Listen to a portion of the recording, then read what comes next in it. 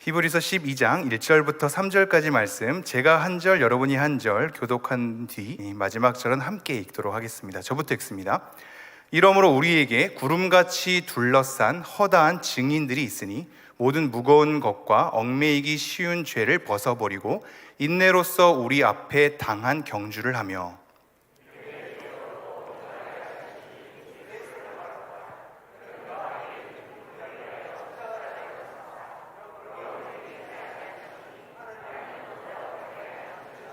함께 읽습니다. 너희가 피곤하여 낙심하지 않기 위하여 죄인들이 이같이 자기에게 거역한 일을 참으신 이를 생각하라. 아멘. 네, 제가 다시 한번 봉독해드리죠. 말씀 잘 헤아려 주시면 감사하겠습니다. 이러므로 우리에게 구름같이 둘러싼 허다한 증인들이 있으니 모든 무거운 것과 얽매이기 쉬운 죄를 벗어버리고 인내로써 우리 앞에 당한 경주를 하며 믿음의 주요 또 온전하게 하시는 이인 예수를 바라보자. 그는 그 앞에 있는 기쁨을 위하여 십자가를 참으사 부끄러움을 개의치 아니하시더니 하나님 보좌 우편에 앉으셨느니라. 너희가 피곤하여 낙심하지 않기 위하여 죄인들이 이같이 자기에게 거역한 일을 참으신 이를 생각하라. 아멘. 대부분 목사님들이 자기 이름을 소개하지 않습니까? 제 이름을 소개해야 되겠는데요. 이름을 소개하면 대부분은 기억 잘 못하시죠. 그렇죠? 그래서 기억에 좀 도움이 될까 하여 제가 말씀 한 구절을 준비해 왔습니다. 우리 창세기 36장 43절 말씀을 함께 읽겠습니다. 시작. 막디엘 족장, 이람 족장이라. 이들은 그 구역과 거처를 따른 에돔 족장들이며 에돔 족속의 조상은 에서더라. 네, 우리 오늘날 지금 이 시간 가운데 우리에게 이 구절에서 강조되는 말씀은 무엇일까요? 너무 센스가 많으셔서 네, 조상은입니다. 제 이름이기도 하죠. 찰스 다윈이 인간의 조상을 원숭이라고 하진 않았지만 우린 대부분 인간의 조상은 원숭이인가로 진화론 창조론을 많이 얘기하기도 하잖아요. 저는 그거를 하나님의 창조를 증명할 수 있습니다. 이 조상은 사람이기 때문입니다. 네, 이해하실 수 있는 분만. 믿음의 조상은 아브라함이다 할 때 저는 아브라함이 나오기도 전에 은혜 받습니다. 믿음의 조상은 입니다. 감사하죠. 제가 세대 계열로 따지면 이 위치가 좀 위에 있습니다. 탑 클래스죠. 누구누구의 조상은이니까 제가 탑 클래스에 있단 말입니다. 근데 제가 호산나 교회에 와서 겸손할 수밖에 없었습니다. 엎드려질 수밖에 없었습니다. 왜냐하면 저는 그래봤자 인간계거든요. 근데 인간계가 아닌 분이 있었습니다. 조상 신 목사님. 신이라니요. 저는 그 영역에 갈 이유가 없습니다. 네. 네, 오셔주셔서 감사합니다. 제가 조상 얘기를 이렇게 괜히 한 것이 아닙니다. 오늘 이제 본문에 허다한 증인들이 등장합니다. 믿음의 선진들이 있기 때문입니다. 왜 오늘 본문을 이것을 강조할까? 그 정황과 맥락은 무엇일까? 히브리서에서 복음에 대해서 도대체 무엇을 강조하기에 허다한 증인들을 끄집어내고 있는가?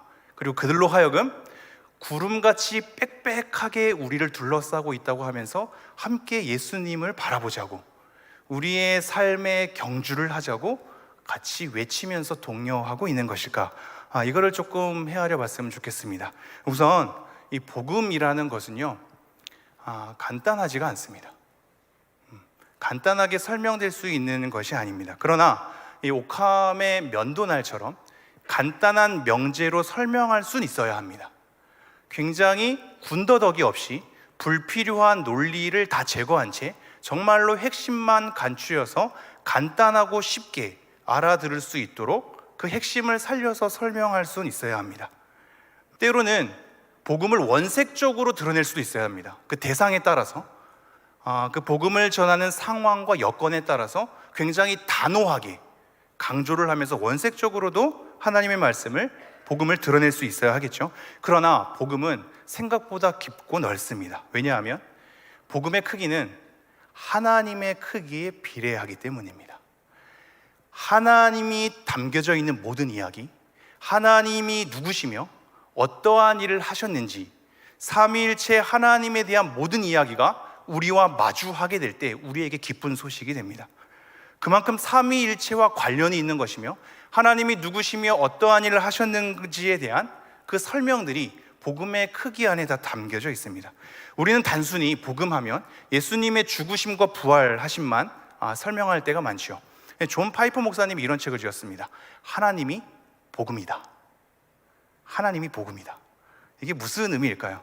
우리는 되게 협소하게 복음이라고 하면 예수님의 죽으심과 부활하심만 설명하려고 하나 사실상 하나님이 살아계신다는 것 자체가 복음이거든요. 그렇지 않습니까? 하나님이 일하신다는 것 자체가 복음입니다.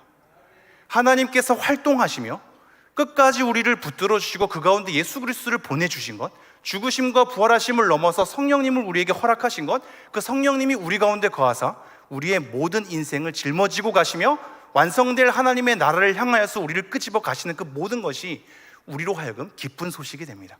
복음은 그만큼 큰 겁니다. 삼위일체가 다 담겨져 있습니다. 그러기에 사복음서에 보면 예수님의 고난과 죽으심과 부활하심만 얘기하지 않죠.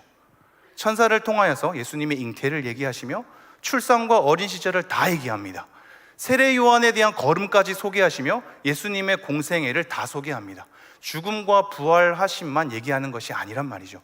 요한복음에 가면 더 크게 하나님과 성령님에 대해서 하나됨을 얘기하면서 같이 끄집어낸단 말입니다. 이것은 로마서에 와서도 그렇게 설명되는데요. 복음을 하나님의 의로부터 출발해서 하나님의 진노로 끄집어내거든요.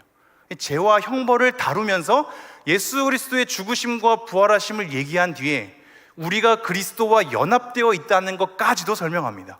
그리고 나서 그걸로 그치지 않죠. 생명의 성령의 법이 너를 해방하였다 이렇게 얘기한단 말입니다. 성령님까지 다 언급하고 있습니다. 하나님과 예수 그리스도와 성령님 삼위일체에 관해서 복음에 있어서 굉장히 균형적으로 그 사람들에게 하나씩 하나씩 끄집어내서 커다란 맥락을 가져와서 결국엔 하나님의 주권으로 터뜨려 버리죠. 그게 로마서의 맥락입니다. 갈라디아서는 율법과 율법의 행위 때문에 잘못된 가르침을 갖게 되고 잘못된 무리들이 생성되었을 때 오직 믿음으로 말미암아 의롭다 여김을 받는다라는 것을 굉장히 강하게 얘기합니다. 그래서 율법과 율법의 행위로 복음을 훼손하는 자에게 다른 복음을 전하면 저주를 받을지어다 이렇게 얘기합니다. 굉장히 강하고 단호하죠. 여러 정황과 배경에 따라서 복음에 대한 강조점이 다르단 말입니다.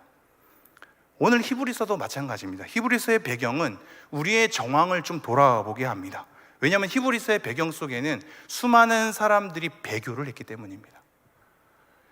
우리는 결론만 알고 있어서 배교했지, 돌아섰지, 교회를 떠났지만 알고 어떠한 심정으로 어떠한 고민 가운데 어떠한 과정을 밟아서 배교했는지는 관심을 갖지 않죠. 뉴스에서 일어나는 여러 이 범죄자들을 볼 때 범죄했다는 사건에 우리는 충격받고 그 과정은 생략이 되어 있죠. 그 이후에 그 사람의 심정도 생략이 될 때가 많습니다. 왜 배교를 했는지, 왜 그동안의 그리스도 교회 무리 가운데 이탈을 했는지, 다시 유대교로 돌아갔는지, 왜 그들이 방황했는지, 왜 그들의 믿음이 흔들렸는지, 왜 주저앉게 되었는지. 히브리서의 배경은 이 모든 사람들을 다 거론하고 있거든요. 믿음을 붙들고 있다가 어느 순간 흔들린 겁니다. 어느 순간 그 무리에서 이탈한 겁니다. 어느 순간 자기가 하나님 앞에 제대로 설 수 없어서 주저앉아 버린 겁니다. 모임에 나오기도 싫어한 겁니다. 그런 모든 상황 가운데 예수님은 과연 나에게 어떠한 존재인가? 예수의 가치를 잃어버렸습니다. 그 존재와 일하심에 대해서 전혀 상관없는 걸음으로 가게 되었습니다. 우리를 위해서 일하신 예수 그리스도의 위대한 위치와 역할이 그분이 어떠한 분인지에 대해서 전혀 상관없는 걸음이 되어버렸습니다. 그래서 히브리서는 그 예수님을 강조하고 있습니다. 천사와 견줄 수 없는, 감히 모세가 예수님과 같이 나란히 놓일 수 없는 모든 구약의 율법과 언약을 온전히 성취하신 예수 그리스도를 바라봐라, 예수 그리스도를 생각하라 이렇게 얘기하고 있거든요. 그래서 히브리서의 이 전체 맥락은 이 3장 1절과 12장 3절 이 두 꼭지점이 있습니다. 이게 뭐냐면 예수님을 깊이 생각하라 이거든요. 하늘의 부르심을 받은 거룩한 형제들아, 예수를 깊이 생각하라. 이게 3장 1절입니다. 그 12장 3절에서도 그를 생각하라. 자기를 거역하신 이를 참으신 예수를 생각하라 이렇게 되어 있습니다. 이 두 꼭지점 가운데 계속 예수를 바라보라고 우리에게 촉구하고 있습니다. 그리고 이 내용을 요약적으로 설명하는 두 기둥이 4장 16절과 8장 1절입니다. 4장 16절에서는 대제사장이신 예수 그리스도, 하나님의 아들이신 예수 그리스도에 대해서 강조를 하고 있고요, 8장 1절로 가면 그가 하늘 우편에 앉았다라는 걸 강조하고 있습니다.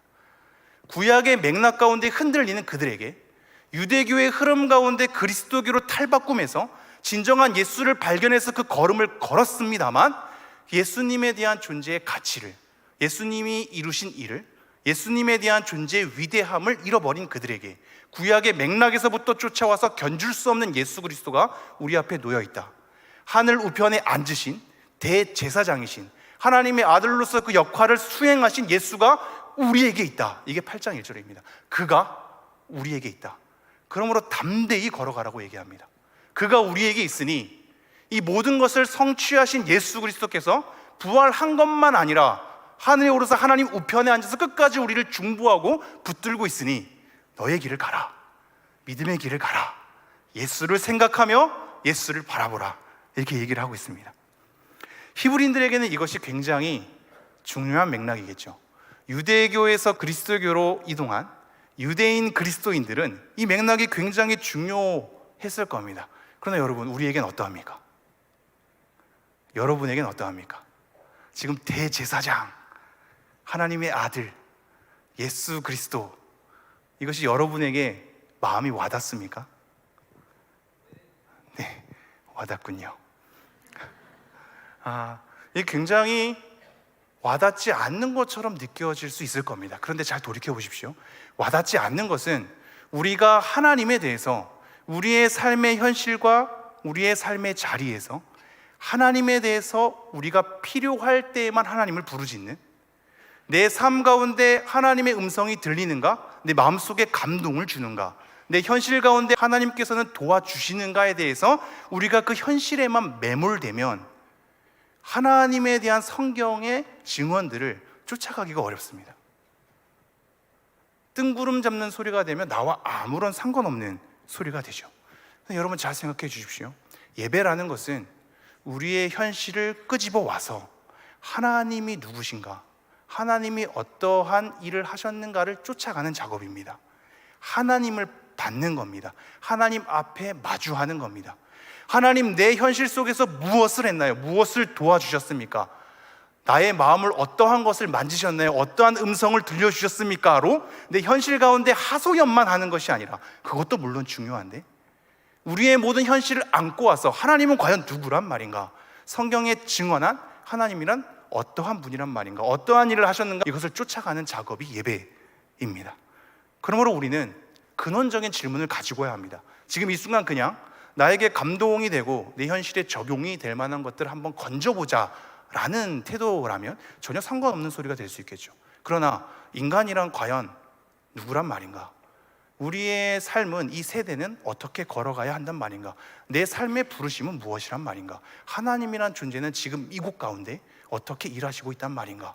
우리는 하나님을 어떻게 생각해야 한단 말인가에 대한 근원적인 질문을 가지고 올 때 이 이야기는 남의 이야기가 아니라 우리 이야기가 될 수밖에 없죠. 십자가의 도가 멸망하는 그들에게는 미련한 것이고 어리석은 거거든요. 그러나 구원받는, 부르심을 받은 우리에게는 구원을 주시는 하나님의 능력과 지혜가 됩니다.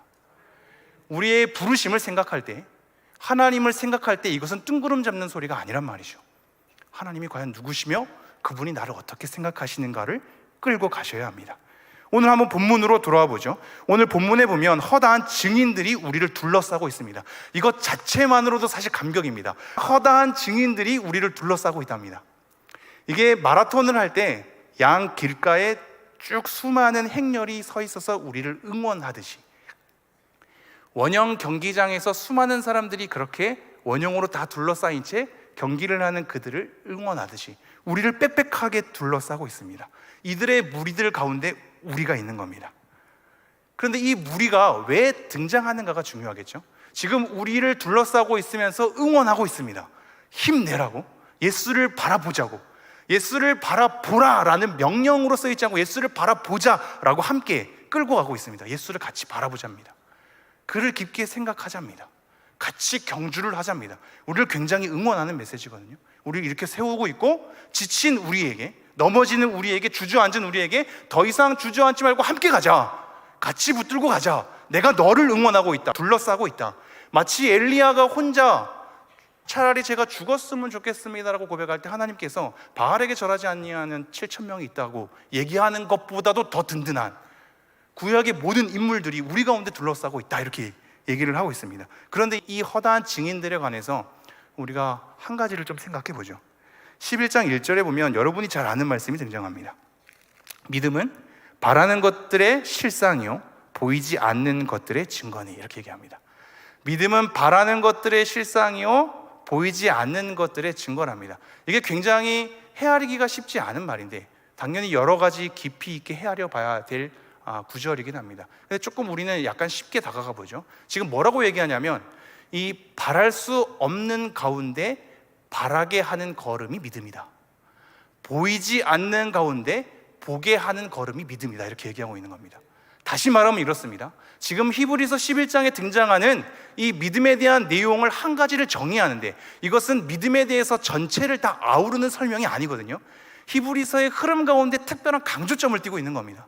믿음 전체를 정의하지 않고 지금 히브리서의 맥락 가운데 이것이 강조되어야 하기 때문에 강조하는 거거든요. 뭐라고 강조하는 거냐면 그들의 삶은 바랄 수 없는 현실이었다는 걸 얘기합니다. 그들의 삶은 보이지 않는 상황이었다는 걸 얘기합니다. 보이지 않는 상황 가운데서 보이지 않지만 다시 한번 보는 걸음으로, 바랄 수 없는 상황이지만 바라는 걸음으로 나아가는 것이 믿음이다라는 것을 우리에게 얘기를 하고 있습니다. 우리와 마찬가지죠. 우리도 여전히 바랄 수 없는, 보이지 않는 현실 가운데 있지 않습니까? 막막하거든요. 어떻게 선택해야 될지 모르고 어떻게 걸어가야 될지 모르며 무엇이 옳은 길인지 우리가 모르는 것 투성이거든요. 우리가 다를 바가 없죠. 보이지 않습니다. 막막하죠. 어디에서 소망과 희망을 가져야 할지도 우리는 잘 모르겠습니다. 그러한 가운데 믿음에 대해서 얘기하면서 수많은 믿음의 인물들을 거론합니다. 아벨, 에녹, 노아, 아브라함, 사라, 이삭, 야곱, 요셉, 나중에 모세도 등장하죠. 라합도 등장합니다. 이 수많은 인물들을 거론하면서 한 가지 특이한 표현이 등장합니다. 그게 뭐냐면 믿음으로라는 단어입니다. 따라해 봅시다. 믿음으로. 네, 믿음으로라는 단어가 등장하거든요. 잘 생각해 보십시오. 지금 믿음으로라는 단어가 매 구절마다 인물들 앞에 등장합니다. 이걸 보면 이 구약의 인물들이 100% 순백의 순종으로 즉각적으로 순종하는 것처럼 보이죠. 그렇지 않습니까? 믿음으로 아브라함이, 믿음으로 모세가, 믿음으로 사라가, 믿음으로 라합이, 믿음 투성이인 정말로 100%의 이 순도를 가지고 즉각적으로 순종하는 것처럼 써 있어 보입니다. 그러나 우리는 잘 알고 있습니다. 구약의 모든 이 인물들은 다루는 내용을 보면 이들이 100% 즉각적으로 순종하지 않죠. 고뇌가 있었습니다. 주저함이 있었거든요. 멈춤이 있었습니다. 돌아가는 것이 있었거든요. 불순종이 있었습니다. 그들의 모든 삶이 중간중간의 과정 가운데서는 당연히 막막함과 한숨이 있었고 어찌해야 할지 모르는 두려움과 주저함이 분명히 있었거든요. 근데 성경에서 히브리서에서 그들의 인생을 정리하기를 뭐라고 정리하냐면 믿음으로 그렇게 했다라고 정리합니다. 그럼 이 믿음으로라는 단어는 생각보다 많은 것이 축약되어 있는 겁니다. 단지 그냥 그가 100% 즉각적으로 순종했다라는 것만 얘기하는 것이 아니라 그 믿음이로라는 단어에는 하나님의 은혜의 붙드심과 이끄심이 있는 겁니다. 하나님께서 그에게 믿음을 허락하시고 수많은 과정 가운데 그들의 실수가 있고 연약함이 있고 넘어짐이 있고 주저함이 있고 그들이 하나님 앞에 기진맥진함이 있지만 하나님의 은혜의 붙드심과 인도하심으로 그들이 믿음의 약속의 걸음을 끝까지 수행할 수 있도록 잡아 이끄시는 하나님의 일하심이 있는 겁니다. 이 믿음으로라는 단어에 그 많은 내용이 축약되어 있습니다. 우리도 마찬가지입니다. 우리는 우리가 믿음을 선택한 것 같죠. 우리의 인생 가운데 살다가 불현듯이 들어오는 하나님의 개입하심 속에서 하나님께서 우리에게 믿음을 허락하셔서 내가 믿음을 선택하고 믿음을 짊어지고 가는 걸음처럼 보이죠. 여러분 그렇지 않습니다. 어느 순간 하나님이 주신 믿음이 그 믿음이 나를 이끌어 버렸습니다. 믿음이 나의 삶의 전체를 이끌어 버렸습니다. 즉 하나님의 은혜의 붙드심과 인도하심이 어느 순간 내 인생을 잡아 이끈 겁니다. 그 모든 과정 가운데서는 나의 연약함 때문에 무너짐도 있었고 주저함도 있었고 두려움도 있었으며 하나님의 말씀에 대한 불순종이 있죠. 그러나 하나님은 우리를 포기하지 않기에, 하나님은 우리를 방관해 두시지 않기에 끝까지 그를 붙들어서 연약함 가운데 좌충우돌 수많은 삶의 굴곡을 겪으면서 결국 하나님을 찬미하는 자리로 끌고 가시는 거죠. 그게 믿음으로라고 계속해서 얘기하고 있는 겁니다. 그럼 여기서 우리는 한 가지를 놓치지 말아야 됩니다. 믿음의 사람들도 연약함과 주저함이 있었구나, 어둠이 있었구나, 불순종이 있었구나, 죄에 대한 넘어짐이 있었구나, 하나님 앞에서 말씀으로 반응하지 못한 후퇴의 뒷걸음질이 있었구나를 계속 생각해야 됩니다. 이 부분이 왜 우리에게 중요하냐면, 우리는 어느 순간 낙심과 실패와 절망에 대한 내용은 우리 가운데 거론될 수 없는 나쁜 것이 되어버렸기 때문입니다. 그러나 한번 히브리서 말씀을 잘 보십시오. 히브리서 11장 32절 33절을 한번 보죠.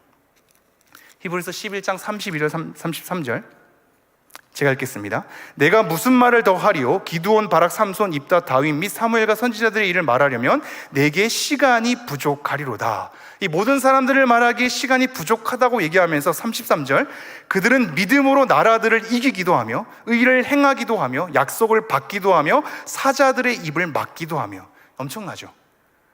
믿음으로 나라를 이기는 것, 의를 행하며 약속을 받는 것, 사자들의 입을 막는답니다. 불의 세력을 막기도 하고요, 전쟁 가운데 이김이 되고 이방인들을 물리치기도 합니다. 그런데 35절부터 반전이 일어납니다.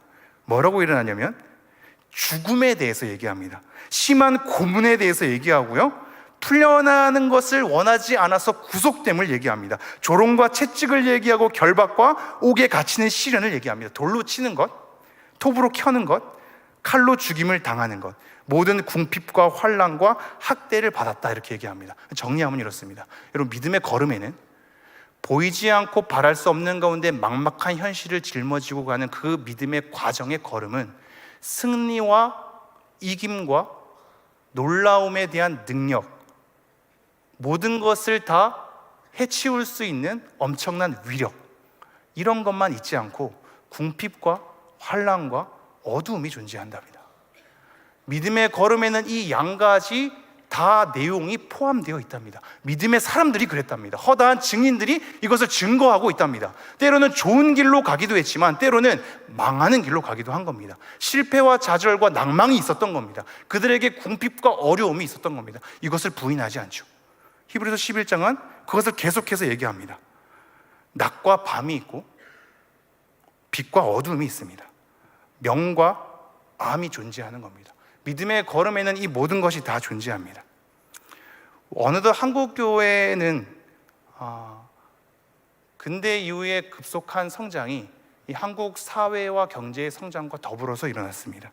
그러니 성공과 승리, 높은 자리에 있는 것, 그 모든 것이 각광받게 되었습니다. 환호를 받게 되죠. 그러다 보니까 낮은 자리에 처한 사람들, 실패의 자리에 거한 사람들, 절망의 한숨소리에 있는 사람들은 다 외면받게 되었습니다. 내몰리게 된 것이죠. 누구는 치유받는데 누구는 아픈 겁니다. 누구는 살림을 받는데 누구는 죽어가는 거죠. 누구는 행복한 가정인데 누구는 미쳐버릴 가정입니다. 누구는 하나님의 음성을 들었다고 하는데 누구는 하나님의 침묵 가운데 있죠. 누구는 하나님의 도우심의 만세를 외칩니다. 그러나 누구는 지긋지긋한 현실, 변하지 않는 현실 가운데 반복적으로 되풀이되고 있는 걸 보게 됩니다. 마치 하나님이 도우시지 않는 것처럼 말입니다. 근데 과연 그러할까요? 그 실패의 자리가, 어둠의 자리가, 낭만과 절망의 자리가, 우리의 한숨소리가, 막막함이, 주저함이, 하나님 앞에 도망감이 과연 하나님 안에서 다 담겨질 수 없는 내용일까요? 그것은 하나님이 도우시지 않는 손길이며 하나님이 외면하는 손길일까요? 성경을 보면 그렇지 않습니다. 지금 히브리서 11장에서도 마찬가지지만 아벨은 제사 잘 드렸다가 돌 맞아 죽었습니다. 스데반은 7명의 일꾼으로 세움받은 다음에 복음을 전하다가 마찬가지로 돌 맞아 죽었습니다. 야고보도 순교를 하죠. 호세아는 하나님의 메시지 때문에 음란한 여인과 결혼하는 순종을 거했습니다. 모세는 결국 가나안 땅에 들어가지 못합니다. 더군다나 430년 동안 애굽의 노예 생활 430년 가운데 살다가 죽은 사람들은 출애굽을 경험하지 못하는 겁니다. 다윗이 밧세바를 범하고 나서 잉태하는 그 아이는 죽고 맙니다. 예수님께서 이 땅에 오신 것을 알게 된 헤롯은 2살 밑의 아기들을 다 죽여버립니다. 예레미야는 남유다의 멸망을 확인하였습니다. 말라기는 포로 귀환한 뒤 수많은 개혁운동을 외쳐도 여전히 하나님을 경외하지 않는 무리들에게 강한 호소를 합니다. 신약과 구약의 중간기 400년의 기간 동안 선지자의 음성을 듣지 못하고 죽은 이스라엘 백성은 허다합니다. 이 모든 것이 하나님의 역사 가운데 있습니다. 외면하지 않습니다. 하나님은 그들을 끌고 갑니다. 하나님의 역사는 잘됨의 역사만 있는 것이 아니라 성공과 번영의 역사만 있는 것이 아니라 모든 사람들이 아우를 만한 높은 위치에서 모든 사람들에게 떵떵거릴 만한 위치에 있는 사람만 각광받는 것이 아니라 어두움의 자리에, 실패의 자리에, 낭망의 자리에, 한숨소리에, 막막함의 자리에 하나님은 찾아오십니다. 그들을 통해서 하나님의 역사를 만들어내고 하나님의 다스리심을 이루어내십니다. 이러한 것을 우리가 정리하지 못하면, 즉 복음을 오해하면 하나님을 오해하게 되어 있습니다. 복음의 오해는 하나님의 오해를 가져옵니다. 그리고 결국 하나님을 오해한 그들은 교회 가운데 있기가 어려워집니다. 설 자리가 없습니다. 목소리를 낼 수가 없는 거죠. 마음도 못 나눕니다. 실패와 낭만과 변하지 않는 지긋지긋한 현실 가운데 끄집어낼 게 없는 겁니다. 아무도 그것에 대해서 주목하지 않으니 말입니다. 결국 우리의 관계는 간극이 일어나고 그 사람들은 주변부로 밀려나게 되며 어느 순간 교회 가운데 없어지게 됩니다. 본인 스스로도 하나님 앞에 이 신앙을 감당할 만한 힘을 제공받을 수가 없습니다.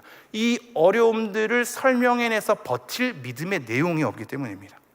그러나 여러분, 이사야서 45장 6절 7절 말씀 보십시오. 함께 읽겠습니다. 시작.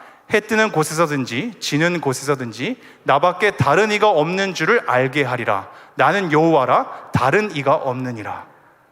나는 빛도 짓고 어둠도 창조하며 나는 평안도 짓고 환난도 창조하나니 나는 여호와라, 이 모든 일들을 행하는 자니라 하였노라. 하나님께서는 해가 뜨는 곳에서만이 아니라 해가 지는 곳까지도 하나님께서는 계신답니다. 하나님은 빛과 어둠을 다 창조한답니다. 하나님은 환난도 창조하는 분이라고 우리에게 얘기하고 있습니다. 마치 바울은 이것을 아는 것처럼 내가 풍부에 처할 줄도 알고 비천에 처할 줄도 알아. 그 모든 궁핍과 풍부함에 처할 수 있는 일체의 비결을 배웠다. 내게 능력 주시는 자 안에서 내가 모든 것을 할 수 있느니라, 이렇게 외칩니다. 왜냐하면 내가 외모로 하나 다른 것으로 하나 그 어떠한 것으로 하든지 전파되는 것은 그리스도니 내가 살든지 죽든지 오로지 그리스도의 몸이 존귀하게 되는 것을 보았노라고 외치기 때문입니다. 그 어떠한 현장의 자리든 하나님께서는 끌고 가실 수 있으신 분이며 하나님께서는 그 어둠의 자리 가운데서도 머무사 하나님의 역사를 만들어낼 수 있는 분임을 바울은 보았기 때문입니다. 이것이 하나님의 크기입니다. 어둠의 자리에도 함께 있을 수 있는 하나님의 크기, 절망의 자리 가운데서도 함께 있을 수 있는 하나님의 크기. 하나님의 거룩은 죄와 어두움을 비껴가는 것이 아니라 뚫고 지나갑니다. 우리의 자리에 찾아오시죠. 그 어떤 자리나 어떤 사건에도 함께 하십니다. 그래서 시편 139편은 우리에게 굉장히 중요한 말씀을 일러주는데요, 139편은 하나님께서 모든 것을 아신다고 얘기합니다. 우리의 앉고 일어남을 아시며 내 혀의 말을 알지 못하시는 것이 없나이다, 이렇게 얘기하거든요. 그러면서 뭐라고 얘기하냐면 공간으로 이동합니다. 주의 영을 떠나 내가 어디로 가오리까? 내가 하늘에 거할지라도 거기서 하나님이 계시며 스올에 내려갈지라도 거기서 하나님이 계십니다. 내가 새벽 날개를 치며 바다 끝에 거할지라도 거기서 하나님의 오른손이 나를 강하게 붙들고 있습니다, 이렇게 얘기합니다. 그 어느 자리에 있건 스올이라는 죽음의 자리라 할지라도 우리가 하나님 앞에 도망갈 곳은 없으며 하나님께서 우리를 외면하시는 곳이 없습니다. 우리의 모든 삶의 자리를 하나님이 다 짊어지고 가십니다. 우리와 함께 하십니다. 이것이 임마누엘 아닙니까? 어느 순간 빛남만 주목하는, 어느 순간 높은 위치에 있는 사람만 박수받는 그 모든 자리에서 이름을 내세울 것이 없고 자랑할 삶이 없으며 사람들에게 소개할 내용이 없는 우리의 자리가 점점 박탈당한 채 외면당하게 될 때 교회의 하나됨은 잃어버리고 맙니다. 하나님은 그러나 그러신 분이 아닙니다. 모든 자리에 계시거든요. 여러분의 삶의 모든 자리에, 지긋지긋한 현실 가운데, 변하지 않는 삶 가운데, 어둠과 절망의 한숨소리 가운데서도 하나님은 그곳에 우리와 함께 계시며 하나님의 일을 만들어낼 수 있는 분입니다. 이것이 하나님의 크기입니다. 빛만이 아니라 어둠까지도 지배하시는 하나님, 기쁨만이 아니라 고통의 자리에도 함께 있을 수 있는 하나님, 이 하나님의 크기를 우리는 보아야 합니다. 제가 초등학교 4학년 때부터 목회자가 되겠다는 고백을 했었습니다. 반전은 저희 집안이 불교 집안이었다는 것이죠. 물론 그때는 다 하나님을 믿는 과정인데요, 무언가 이끌림이 있었던 것 같습니다. 그런 이끌림 가운데 계속적으로 고백하는 것이 목회자가 되겠다라는 그런 고백이었는데요, 어느 순간 제가 교회 헌금을 가지고 누구에게 질문했습니다. 이 교회 헌금이 다 목사님 건가요? 제가 목회자 되겠다는 건 그 헌금 때문인가로 오해를 받는 순간이었습니다. 하지만 저희 마음은 그렇지 않았습니다. 어느 순간 제가 계속적으로 하나님 앞에 이것을 고백하는 순간이 있었고, 그때의 이 고향교회 담임 목사님은 저를 되게 이뻐하셨습니다. 아니, 저희 가족을 다 이뻐하셨습니다. 그래서 저는 첫 설교를 고2 때 했습니다. 고2 때 담임 목사님이 영어로 하시고 제가 통역을, 담임 목사님이 번역된 원고를 저에게 주셨습니다. 그냥 그대로 이제 읽기만 했었죠. 예배 끝나고 수많은 사람들이 저에게 다가왔습니다. 어떻게 저 알아들을 수 없는 영어를 하셨는데 정말 못 알아들었거든요. 어떤 영어를 하시는지 아무도 알아들을 수 없는 영어를 하셨는데 그 영어를 하셨는데 너 알아들을 수 있니? 저는 비밀을 알죠. 이 원고가 있으니까. 뭐라고 얘기하시는지는 아무것도 모르나 읽어 내려가기만 했습니다. 그렇게 이쁨을 받으면서 자란 저의 이 배경 가운데 이 청년의 시기 속에서 하나님께서는 굉장히 제 삶의 목적과 이유를 찾을 수 있는 행복을 주셨습니다. 공부하는 것이 그렇게 즐겁지 않을 수 없었습니다. 같이 하나님 말씀을 가지고 토론하고 질문 나누며 밤새도록 얘기 나누는 것이 저의 기쁨이었습니다. 수많은 사람과 봉사의 자리에 전도 여행도 할 것 없이 지하철 전도 모든 것 다 정말 기쁨으로 청년의 시기를 다 보낸 시기가 있었습니다. 그 청년의 시기에 대해서 나눌 수 있는 에피소드가 굉장히 많으나 오늘 맥락 가운데 제가 한 가지를 전해드리려고 합니다. 저는 이러한 모든 청년의 시절을 지난 뒤에 대학원 1학년 1학기 때 매일 울음의 시기를 보냈습니다. 매일마다 수업이 있고 중간에 채플이 있었거든요. 채플을 끝나고 나면 개인 기도 시간이 있는데 개인 기도 시간에 저는 늘 울었습니다. 눈만 감으면 울었습니다. 어떤 사람들이 제가 밥 안 먹고 계속 기도하고 있으니까 돈이 없어서 밥을 못 먹는 줄 알고 이 책에 식권을 끼워주는 은혜의 역사도 있었습니다. 오늘 다른 사람이 기도하면 은혜 받아서 그런가 보다 했는데 제 행색이 좀 없어 보였나 봅니다. 그런 은혜 가운데에서 제가 울었던 이유가 있습니다. 그것은 하나님의 주권 때문입니다. 하나님의 주권과 그 크기 앞에 저 눈을 감으면 눈물이 나올 수밖에 없더군요. 그 이유가 대학원 들어오기 전까지 저는 되게 치열하게 사는 삶이 있었습니다. 교회에서 설교하는 내용이 사회와 전혀 무관하게 들릴 때가 많고, 사랑한다고 하는 언어가 내 이름도 모른 채 고백되어지는 것이 용납되지 않았습니다. 그 모든 이 교회 안에서의 회의감과 관계가 휘발성으로 사라지는 것을 보면서 관계에 대한 허무함, 말씀에 대한 허무함, 교회와 사회에 대한 간극, 메꿔지지 않은 분리된 이 회의감 가운데 굉장히 힘들어하면서 이것이 어떻게 삶으로 구현해야 될까에 대해서 굉장히 심혈을 기울였던 적이 있습니다. 그런 와중에 하나님께서 좋은 사람들을 만나게 하셨습니다. 그들과 함께 하나님의 나라를 구체적인 우리의 삶 가운데 어떻게 구현해내는지를 같이 모의하고 함께 살아내는 공동체들이 있었습니다. 그들을 통해 많은 걸 배웠습니다. 정말로 의식주, 이 말씀이 여기서 끝나는 것이 아니라 우리가 입고 먹고 마시고 생활하는 모든 생활 반경이 우리의 모든 사회, 경제, 문화와 교육이 하나님 나라와 어떻게 연관되는지에 따라서 구체적으로 살아내는 사람들을 만나게 되었습니다. 그런데 문제는 저에게 있었습니다.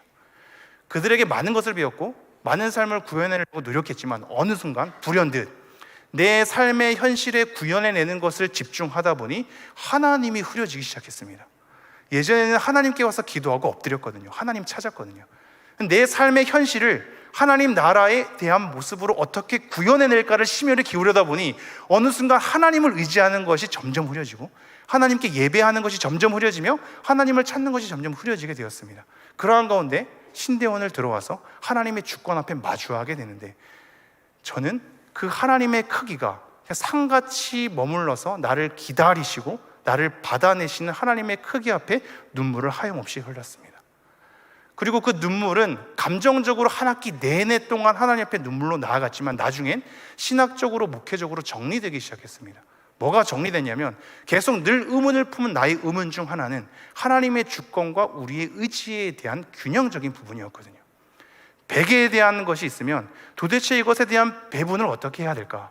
하나님의 주권은 어느 정도며 그 가운데 나의 의지에 대한 결정은 어느 정도인가가 고민되기 시작했습니다. 왜냐하면 교회에서는 하나님께 기도하십시오, 하나님께서 다 해주실 것입니다, 아멘 하면 여전히 우리의 삶을 움직이는 게 없고, 차라리 내 의지와 결단으로 삶을 움직이면 뭐라도 나오는 것을 확인했기 때문입니다.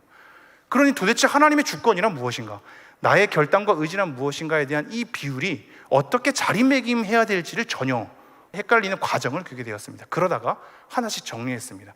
하나님의 주권이라는 것은 100이면 나의 의지에 대한 100이 온전히 실현되는 동시에 그 모든 포괄적인 하나님의 100에 대한 크기가 나를 안고 있구나를 확인하게 되었습니다. 다시 말하면 이렇습니다. 하나님은 우리를 강압하거나 압제하거나 누르거나 기계적으로 끌고 가지 않고 우리가 선택하며 결정하며 고민하며 현실에 부딪히며 번복하며 주저앉게끔 허용하십니다. 그게 하나님의 크기입니다.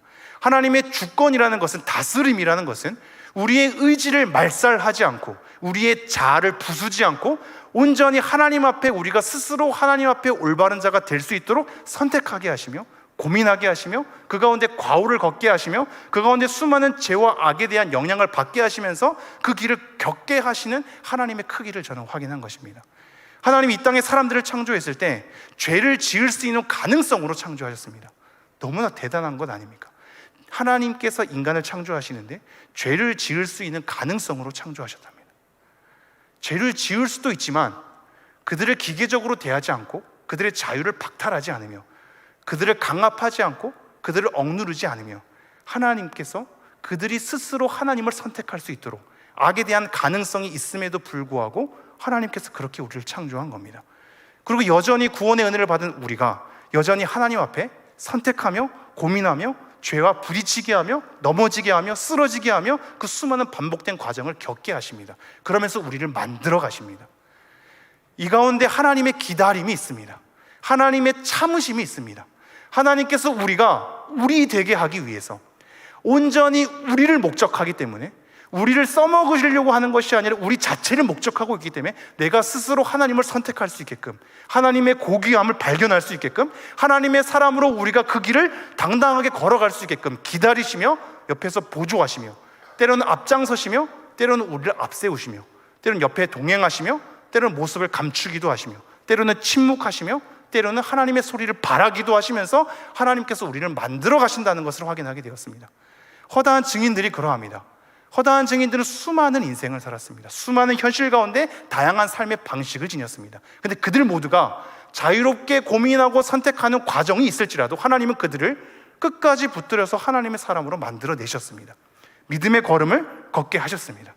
우리는 불의한 일이 발생할 때 이렇게 얘기하죠. 하나님, 왜 이 악함을 막지 않으셨습니까? 왜 이러한 불의가 일어나게 하셨습니까? 항의하죠. 그러나 하나님의 다스림과 섭리는 원래 그랬습니다.